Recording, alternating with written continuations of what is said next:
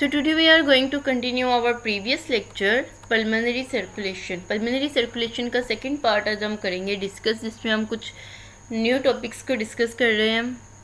Characteristics features हमारे पास आ जाते हैं पल्मोनरी ब्लड वेजल्स के. तो पल्मोनरी ब्लड वेजल्स हमारे पास जो पल्मोनरी आर्टरी होती है उसकी वॉल थिन होती है as compare to the systematic aortic wall. Pulmonary blood vessels की वॉल थिन ही होती है. पल्मोनरी ब्लड वेजल हमारे पास हाईली इलास्टिक और ज़्यादा डिस्टेंसिबल होती हैं. स्मूथ मसल कॉर्ड इसके अंदर प्रॉपर्ली डेवलप नहीं हुआ होता, इसलिए ट्रू आर्ट्रियोल्स के पास भी स्मूथ मसल फाइबर कम होते हैं. पल्मोनरी कैपिलरीज जो हैं वो ज़्यादा भरी होती हैं, लार्जर होती हैं as compare to the systematic capillaries. ये ज़्यादा डेंस होती हैं. वेस्कुलर रेजिस्टेंस पल्मोनरी सर्कुलेशन के अंदर कम होती है. It's round about 1/10 of the systematic circulation. Pulmonary blood vessel जो हैं वो पल्मोनरी वेस्कुलर सिस्टम जो होता है उसका लो प्रेशर होता है, लो प्रेशर सिस्टम होता है. और इसके अलावा पल्मोनरी आर्टीरियल प्रेशर और पल्मोनरी कैपिलरी प्रेशर भी हमारे पास लो होता है. पल्मोनरी आर्टरी जो है वो कैरी करती है डीऑक्सीजनेटेड ब्लड और पल्मोनरी वेन कैरी करती है ऑक्सीजनेटेड ब्लड. इसके अलावा फिजियोलॉजिकल शंट में इसमें प्रेजेंट होता है, ये लास्ट टाइम हमने डिस्कस किया था. सो पल्मोनरी ब्लड फ्लो है तो हमारे पास लंग्स जो हैं वो रिसीव करते हैं whole amount of blood that is pumped out from the right ventricle. Right ventricle से जितना भी ब्लड आएगा वो लंग्स वो रिसीव कर लेते हैं. तो आउटपुट ऑफ ब्लड पर minute is same in both right and left ventricle. क्योंकि सेम होगा, पहले तो जो हमारे पास राइट एट्रिया है उसके अंदर पूरी बॉडी से डीऑक्सीजनेटेड ब्लड आएगा, देन वो लेफ्ट वेंट्रिकल में आएगा, वही सारा ब्लड जो है लंग्स रिसीव करेंगे, उसको ऑक्सीजनेटेड में कन्वर्ट करेंगे और देन हमारे पास लेफ्ट एट्रिया के अंदर वो ब्लड चला जाएगा. सो बेसिकली दोनों राइट एंड लेफ्ट वेंट्रिकल के अंदर हमारे पास सेम अमाउंट ऑफ ब्लड होती है. It is about 5 litre. Lungs जो होते हैं अकोमोडेट करते हैं अमाउंट ऑफ ब्लड को जो इक्वल होती है amount of blood accommodated by all other part of the body.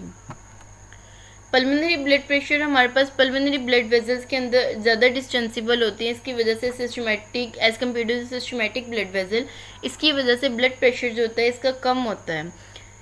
So the entire pulmonary vascular system is low pressure bed. कितना होता है? सिस्टोलिक प्रेशर हमारे पास 25 मिलीमीटर ऑफ मर्करी होता है, diastolic pressure 10 millimetre of mercury होता है and mean arterial pressure 15 millimetre of mercury होता है. उसके अलावा अगर हम पल्मोनरी कैपिलरी का प्रेशर देखते हैं तो वो भी हमारे पास 7 मिलीमीटर ऑफ मर्करी होता है और इतना प्रेशर सफिशेंट होता है गैस एक्सचेंज के लिए between alveoli and blood. Measurement of pulmonary blood flow हम फिक्स प्रिंसिपल के थ्रू कर सकते हैं. Regulation of pulmonary blood flow.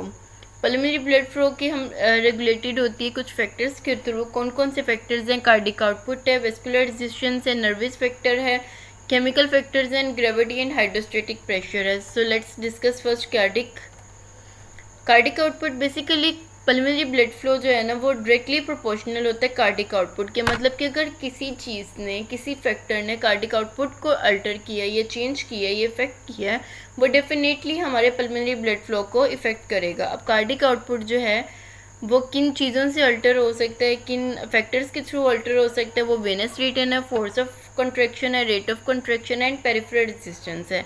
ये वो फैक्टर्स हैं जो कार्डिक आउटपुट को इफ़ेक्ट करते हैं. मतलब अगर इनके अंदर कोई चेंज आता है तो कार्डिक आउटपुट चेंज होगा. देन हमारे पास है वेस्कुलर रेजिस्टेंस. वेस्कुलर रेजिस्टेंस जो होती है basically pulmonary blood flow inversely proportional होता है पल्मोनरी वेस्कुलर रेजिस्टेंस के. अब ये किस तरह से है? पल्मोनरी वेस्कुलर रेजिस्टेंस हमारे पास लो होती है as compare to the systematic vascular resistance. Pulmonary vascular resistance change हो रही होती है ड्यूरिंग फेजेस ऑफ रेस्पिरेशन. मतलब इंस्पायरेशन में कुछ होती है, इंस्पायरेशन में थोड़ा सा चेंज होता है, एक्सपायरेशन में चेंज होता है. वो प्रोसेस क्या होता है कि इंस्पायरेशन के दौरान पल्मोनरी ब्लड वेजल ज़्यादा डिस्टेंडेंट होती है बिकॉज इंट्राथोरेसिक प्रेशर डिक्रीज़ हो जाता है, जिसकी वजह से वेस्कुलर रेजिस्टेंस डिक्रीज़ होगी और पल्मोनरी ब्लड फ्लो इंक्रीज़ हो जाएगा. और एक्सपायरेशन के अंदर पल्मोनरी वेस्कुलर रेजिस्टेंस इंक्रीज़ हो जाती है और ब्लड फ्लो जो है वो डिक्रीज़ हो जाता है. तो ये दोनों एक दूसरे के इन्वर्सली प्रोपोर्शनल होते हैं. एक्सरसाइज के दौरान वेस्कुलर रेजिस्टेंस डिक्रीज़ होती है और ब्लड फ्लो इंक्रीज़ हो जाता है. It is influenced by exercise induced hypoxia and hypercapnia. Then हमारे पास है नर्वस फैक्टर. ये हमारे पास एक फ्लो चार्ट बना हुआ है कि इंस्पायरेशन हुई है, इंट्राथोरेसिक प्रेशर डिक्रीज़ हुआ है जिसकी वजह से पल्मोनरी ब्लड वेजल्स जो हैं वो ज़्यादा डिस्टेंट हो गई हैं. उसने पल्मोनरी वेस्कुलर रेजिस्टेंस को कम कर दिया और पल्मोनरी ब्लड फ्लो उसकी वजह से इंक्रीज़ हो गया. सो नर्वस वेक्टर्स के अंदर हम देखते हैं कि दो कंडीशंस हो रही होती है, एक सिंपैथेटिक नर्व कंडीशन होती है और एक हमारे पास पैरासिम्पैथेटिक होती है। अगर तो सिंपैथेटिक नर्व में स्टिमुलेशन जाती है due to any under experimental condition, वो पल्मोनरी वेस्कुलर रेजिस्टेंस को इंक्रीज कर देगी वेजोकंस्ट्रिक्शन करा के। और अगर ऑन द अदर हैंड अगर हमारे पास पैरासिम्पैथेटिक स्टिमुलेशन जाती है तो वह वेस्कुलर रेजिस्टेंस को डिक्रीज कर देगी वेजो डायलेशन करवा के। However under physiological condition it is doubtful whether autonomic nerves play any role in regulating the blood flow of the lungs. Then हमारे पास केमिकल फैक्टर्स हैं, तो अगर तो कार्बन डाइऑक्साइड की अमाउंट ज़्यादा हो जाती है और ऑक्सीजन की कमी होना शुरू हो जाती है, वो कॉज करती है वेजो कंस्ट्रिक्शन, जिसकी वजह से पल्मोनरी वेजो कंस्ट्रिक्शन होगी हाइपोक्सिया की वजह से। But it has some significance if some part of the lungs is affected by hypoxia there is constriction of capillaries in that area. अगर किसी भी लंग्स के पार्ट में हाइपोक्सिया होता है तो वो जो बेसिकली कंस्ट्रिक्शन करवा देगा कैपिलरीज में। Thus, the blood is directly to the alveoli of neighboring area where gases exchange occur. Gravity and hydrostatic pressure normally अगर स्टैंडिंग पोजीशन में होते हैं तो ब्लड प्रेशर लोअर एक्सट्रीमिटीज़ में ज़्यादा होता है due to the gravity, and upper part of above the level of heart pressure is low. This is because effect of gravitational force.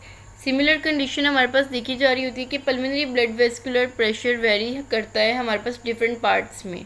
क्या है उसका बेसिकली एपिकल पोर्शन के अंदर ना ब्लड फ्लो हमारे पास कम होता है, उसके रीज़न क्या होगा?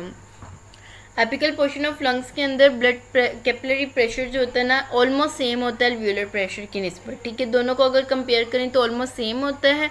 तो पल्मोनरी आर्टरियल प्रेशर हमारे पास सफिशिएंट होता है flow of blood into the alveolar capillaries. However अगर पल्मोनरी आर्टीरियल प्रेशर डिक्रीज़ होता है और एल्वियोलर प्रेशर इंक्रीज़ होता है, कैपिलरीज हमारी कोलैप्स हो जाती हैं, जिसकी वजह से ब्लड फ्लो को वो प्रिवेंट करता है एल्वियोलर तक जाने के लिए।